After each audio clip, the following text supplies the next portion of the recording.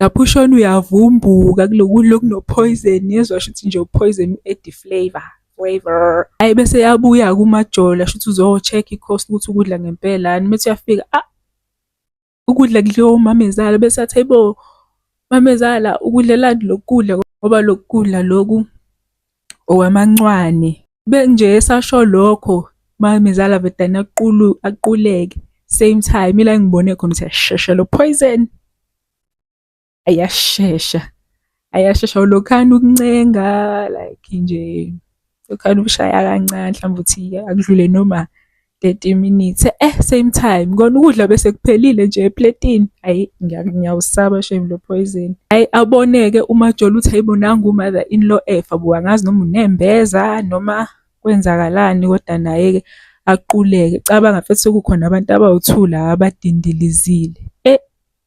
Lapho yedwa wabi